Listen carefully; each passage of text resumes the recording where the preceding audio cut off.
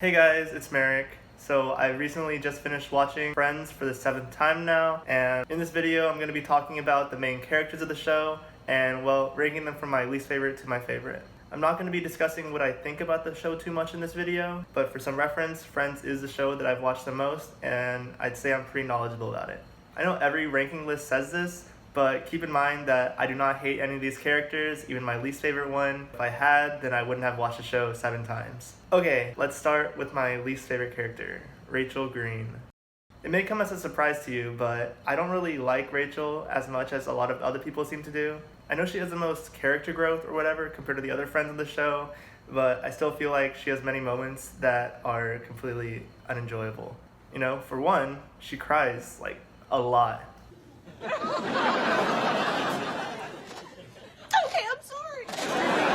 I get that she's new to the city and all these independent living experiences, but at a certain point, I think it's just too much, you know? Even her friends get annoyed at her for crying.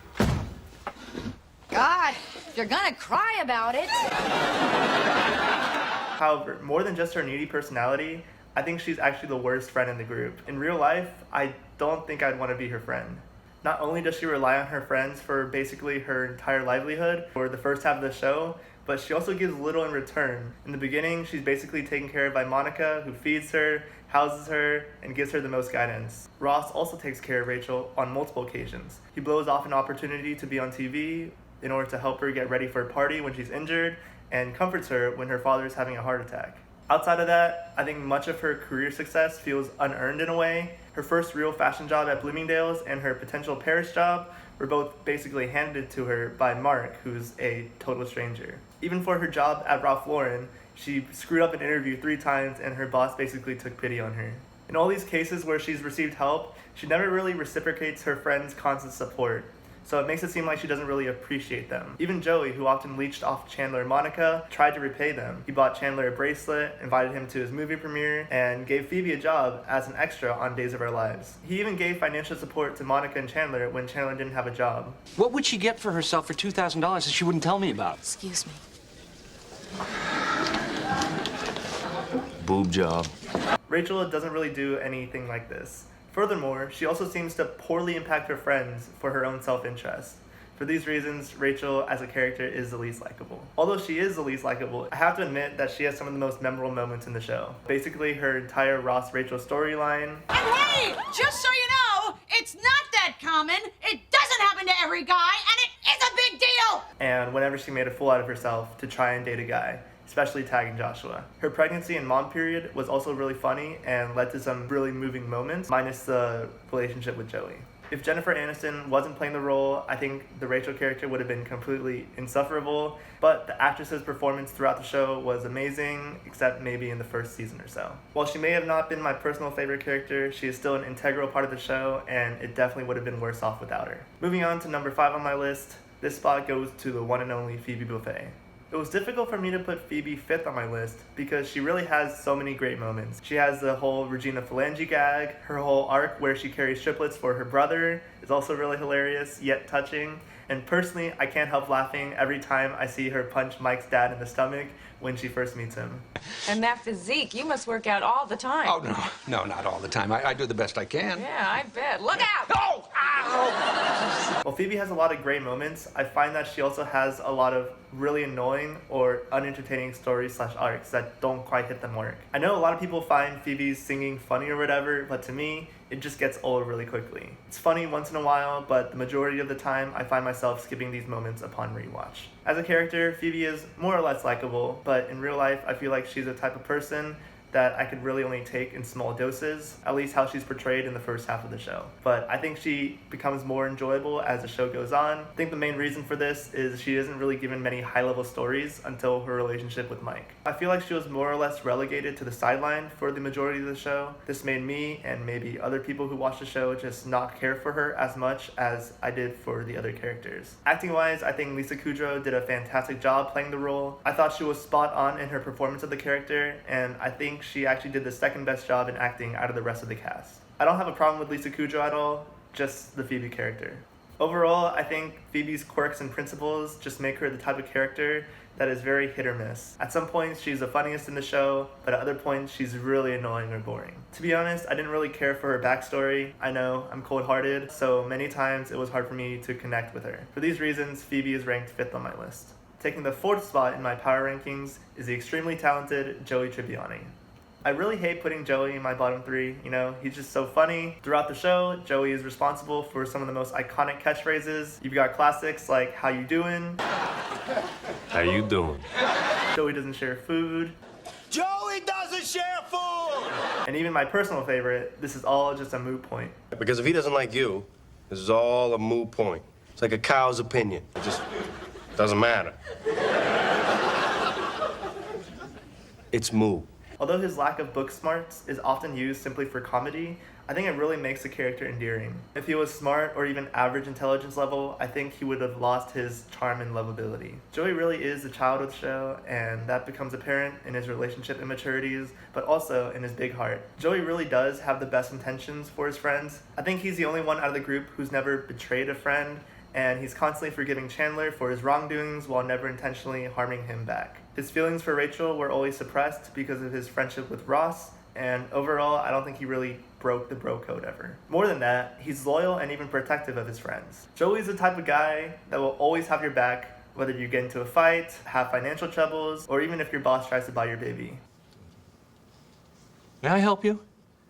You think you can just buy my friend's baby? No matter the circumstances, he's unwavering in his support, and that's really admirable. Despite his morally gray womanizing habits, he is a true friend to those he cares about, and this really boosts his likability in my eyes. So why is he in my bottom echelon of friends? Well, to be honest, I don't think he deserves to be. If I could, I would have him tied as number 3 or even number 2, but that seems like cheating. What brings Joey down, in my opinion, is his lack of character growth and depth. Because of his childlike ways, he has a simple personality that doesn't really have many levels to it. While this makes him an easily loved character, it doesn't really make him a complex one. Like Phoebe, Joey is majorly sidelined for the entire show. Even more so to the point where his story doesn't even conclude by the time the show ends and they create a spin-off show dedicated to the character. It's truly a crime that Joey didn't get any satisfying conclusions, especially because, in my opinion, Matt LeBlanc was highly underrated in his performance. Overall, I'm sad to put Joey as the 4th spot in my list because I love him as a character. And now, number 3 on my friends ranking list goes to Mrs. Monica Geller-Bing. For the first few times I watched the show, Monica was my second favorite friend. I thought her personality was just so funny, and she had what I thought were the best storylines. But upon rewatching the show again and again, I started to realize that Monica was little more than her obsessive cleanliness and stubborn competitiveness. Besides her compulsive habits, her other character traits include really badly wanting to get married / having babies, and being a likable host. That's it. Overall, her character isn't really given much depth, and even her control freak personality can get annoying at times. What really made Monica so great were the stories that she was given. While Phoebe was often sidelined to the B story in most episodes, Monica's arcs were always front and center. Whether it was her relationship with Richard, Pete, and Chandler, or her fatness and cooking, she was almost always involved in one of the story's driving plots. I think this made the audience feel more invested in the character because we witnessed Monica overcoming these obstacles and downfalls in the present rather than simply hearing about them through a tragic backstory like Phoebe. As a character, I found Monica actually the most likable in a sense. I think that in real life, I would want to be friends with her over anyone else in the group. This is because she doesn't really make fun of her friends while also being able to take a joke about herself.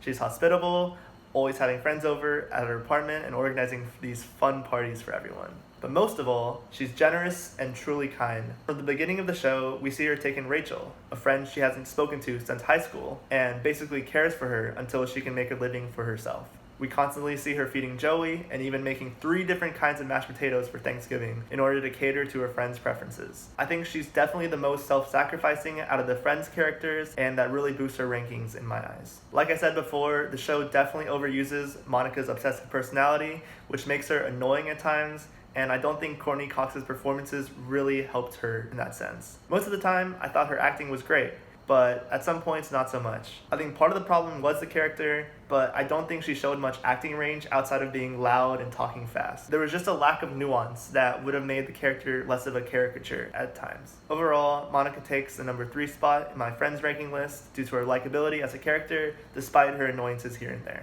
Coming up as a runner-up in my friends ranking list is the sarcastic Chandler Bing. As I'm sure many people can relate to, Chandler used to be my favorite character by far. And why not? He's funny, sarcastic, successful, awkward, and humble. Even though I'm basically nothing like Chandler, I related to him the most, and I wanted to be him. His responses to everything were just perfection. You know, on second thought, gum would be perfection. Unlike his best friend Joey and his wife Monica, Chandler really is a deep character that experiences a lot of growth. In the first season, we see him as a man-child who's scared of commitment, traumatized by childhood, and uses humor as a defense mechanism. He just seems incapable of love, and his life seems to be headed on the same path as the late Mr. Heckles. However, by the end of the show, he has overcome all these commitment issues and has opened himself up to love and fulfillment. He even quits his boring job in statistical analysis and data reconfiguration to pursue a career that he actually enjoys. To me, Chandler represents what I hope my future will look like, and for that, he gets extra points. In terms of the actual character, I think he's fairly likable. His self-deprecating mannerisms and his generosity towards his friends, especially Joey, makes him a great friend despite his often mocking, yet hilarious jabs he takes at his friends. We're the only people leaving with the same person we came with. That's not true. I came with Monica, and I'm leaving with Weird Al. So why is he ranked second and not first on my list? Well, it's hard to say. I can't really pinpoint it exactly, but somehow the character is just predictable for some reason.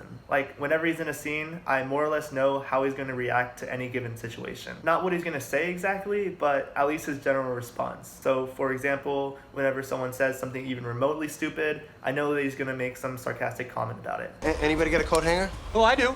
Oh, no, wait a minute. I took it out of my shirt when I put it on this morning. Or when Chandler says something insensitive or awkward, I know he's going to make some failed but funny attempt to recover and then escape the conversation as quickly as possible. Why won't I be married when I'm 40? Oh, no. I just meant hypothetically. Okay, hypothetically, why won't I be married when I'm 40? No. No, what is it? Seriously, is there something fundamentally unmarriable about me? Well? Dear God, this parachute is a knapsack. Or whenever Chandler says something gay or feminine, he's going to pause for a second, realize what he just said, and then say something self-deprecating about it. Hey, do you guys have any extra ribbon? Oh, yeah, sure. What do you need? We got lace, satin, sateen, raffia, gingham, felt. And I think my testicles may be in here, too. In all these cases, it's not the specific response that the character gives that is uncreative. Many times I still find myself laughing at the comments he makes. Instead, it's the interactions themselves that are uncreative. The scenarios I mentioned before and other such interactions are all very played out and repetitive for the character. And each time Chandler is put in one of these positions, he responds in the same fashion. The only memorable time that the character acted differently than what I expected was when he found out that Monica had booked a location for a wedding even before they got engaged. You know, the response I expected was the usual commitment freakout of sorts, but instead, he secretly planned a proposal for Monica. I'm gonna go tell Joey that you're back. He's really worried about you.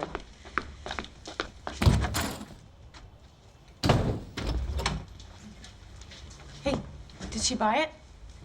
Totally. So did Hildy show you the place?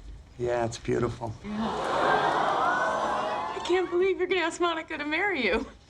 I know. No matter how many times I watch a scene, I still get shivers and I can't help but smile. It's just such a satisfying payoff to see how much Chandler has really matured. I just wish there were more of these moments, you know? It would have added more spontaneity and unpredictability that is missing from the character. Matthew Perry, as an actor, did a fantastic job portraying Chandler, so no complaints about that. If you ever watched an interview of Matthew Perry, you'll know that he's exactly like the character in real life. Could he be any more like Chandler? Could we be more white trash? Well, that just leaves the last friend standing, so you've probably guessed it by now, but my favorite character after watching the show 7 times is, of course, Dr. Ross Geller.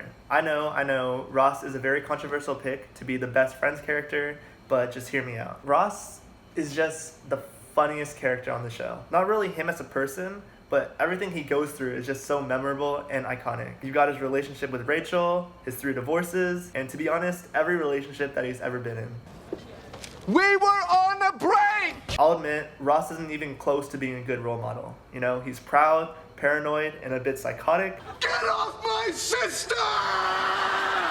But he's also really caring and passionate. He may not be the most likable, but you have to admit, his personality leads to some of the best moments on the show. Mostly of things blowing up in his face. You think you can knock up my daughter and then not marry her?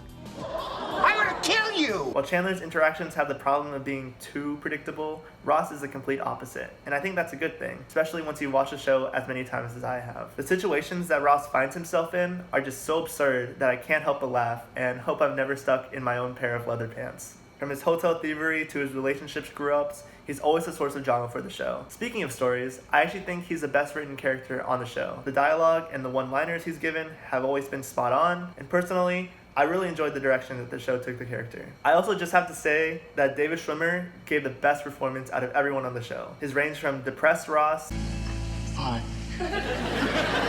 to crazy Ross Pivot!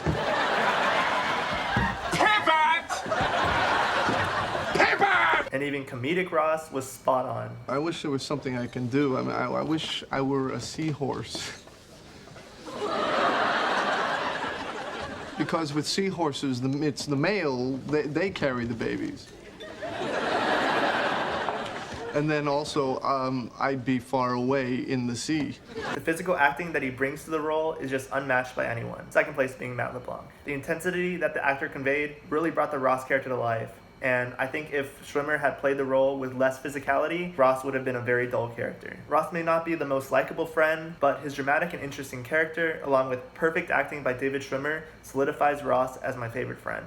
Well, that just about wraps up my video. I hope you enjoyed my rankings and found them reasonable. If not, well, they're just my opinion. So feel free to leave your own opinion in the comment sections below. Thanks for watching and have a great day.